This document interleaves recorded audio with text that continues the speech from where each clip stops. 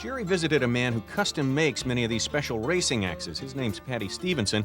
And as we find out, this equipment is not the kind you go down and pick up at the hardware store. Why is this piece of material coming from Australia or in New Zealand? Well, I guess it's about half and half, isn't it? Yeah, it's just because they've developed the sport over there so much, and they've developed this type of axe. You know, it's wide and it's not too long. You know, you can buy axes here which they're narrower. You know, like this thing is 7 inches wide. Axes over here are probably only 5 inches wide, so they wouldn't be suitable for cutting the chopping blocks we chop here. You know, which are 12 or 12 to 14 inches in diameter, you know? Well, now, when you start putting an edge on it, is it also, we would immediately think, well, the gentleman's going to build it to get it as sharp as he possibly can. Don't you also want to make sure that the edge is actually going to pitch the chips out as well? Well, yeah, depending on what wood you're going to cut. I don't know if you can recognize this like bevel on the front of it.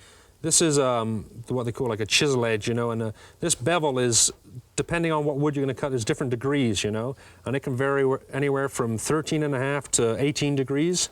If the harder the wood, the sort of steeper the edge. If you were cutting soft pine, you would make the edge very thin to cut pine.